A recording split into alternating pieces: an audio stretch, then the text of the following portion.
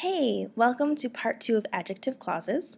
If you have not seen part 1, please pause this video and go back and watch part 1 in order to understand the content of this one. This video will focus on prepositions and omitting relative pronouns. Sometimes in our sentences that we have, when we want to combine them together and make an adjective clause, we run into the problem where we have a preposition. For example, in these two sentences, I have the office is oval, but I don't know which office I'm talking about. In the second sentence, I have the president is working in the office. Now I know which office I'm talking about. So when I go to combine these two together, this second sentence will become my adjective clause, and it will describe the subject of this first sentence. Now looking at the second sentence, I have working in the office with a preposition to tell me location. Where do I work? In the office. So I have to keep that. I can't just get rid of it. But I have two choices of where I can put that preposition when it becomes an adjective clause. I can put the preposition before my relative pronoun. So here's my main clause, right? The office is oval. And I have my adjective clause in which the president is working. Okay? So that's option 1, is putting the preposition before the relative pronoun. The other option is to put it at the end. The office which the president is working in is oval. The only time you would not want to do this is when your adjective clause is describing an object and would thus come at the end of a sentence. In another example, I have the teacher is really nice and I am talking to her. So in the second sentence, what I have in common is teacher and her. So I'm going to combine the second sentence, change it to an adjective clause with the first sentence. And again, I have two options because again, I am talking to her. So I can't just get rid of that when I combine them together. So again, I have two options. I can say the teacher to whom I am talking is nice. And notice how I have whom and not who. This is important because in the last video I said when you use whom, it's because it's describing a noun that is plural. In this case, it's whom because of the preposition. I can't say the teacher to who I am talking is nice. It just doesn't work. Or I can keep it with the verb talking and say the teacher whom I am talking to is nice.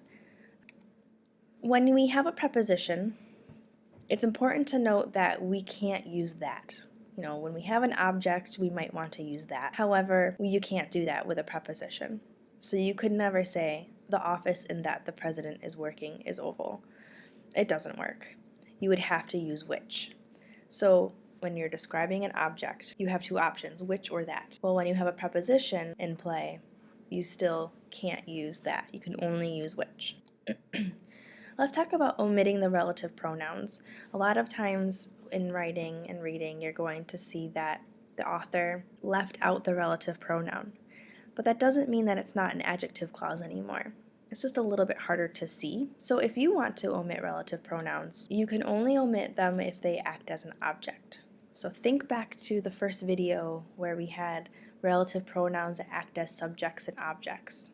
So let's look at this example here. In my two sentences, I have the thieves were trying to sell the watch and the police arrested the thieves. So again, I'm focusing on thieves. The second sentence will become my adjective clause to describe thieves in the first sentence. And in the second sentence, the thieves is the object of the sentence. Therefore, when it becomes an adjective clause, my relative pronoun will function or act as an object. For example, the thieves whom the police arrested were trying to sell the watch. Whom is describing the thieves, but there's no subject after it. They're not doing the action of the sentence.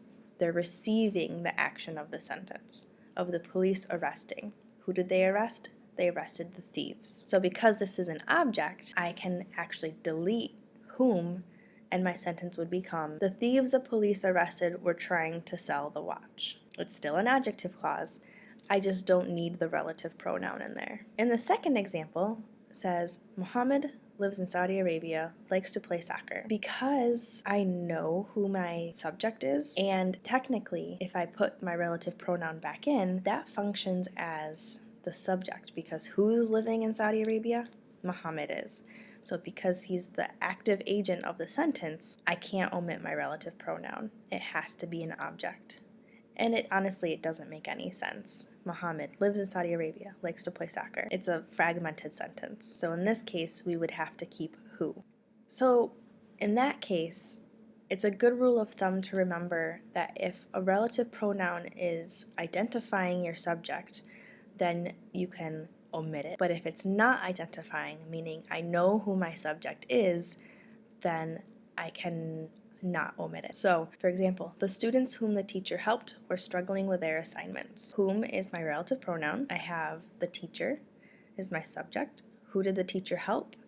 The students. So here it is an object.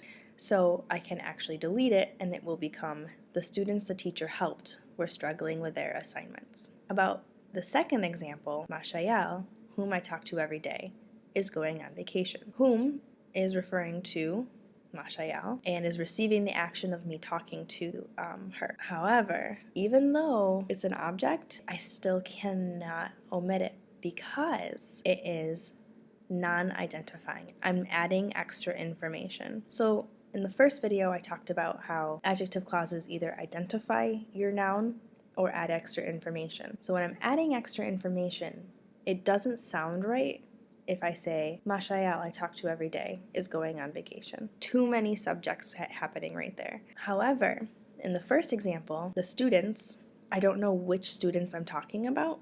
So here it's okay because I'm identifying the specific set of students are the ones that the teacher helped. So not the ones that she didn't help, just the ones that the teacher helped. And then this brings me to punctuation, because when it comes to identifying or just adding extra information is where the comma comes into play. So when you have something that is identifying the subject, like in this example, the student who is from Brazil is learning English, I don't need a comma because I'm identifying my noun. However, when you're adding extra information, it's actually not necessary. So we put commas around the adjective clause as a way for the reader to know that they have to pause the sentence, get a little bit of extra information, and then continue on. So as you read it, you will use that comma as a pause. So my teacher, who is getting married, likes to play guitar. I already know it's my history teacher. I only have one, so I'm not identifying my noun, and I'm adding extra information that, he's getting married. Alright, thanks for watching. Keep calm and love English classes, and don't forget to subscribe below. Leave comments if there's something that you would like me to work on, and stay tuned for part 3.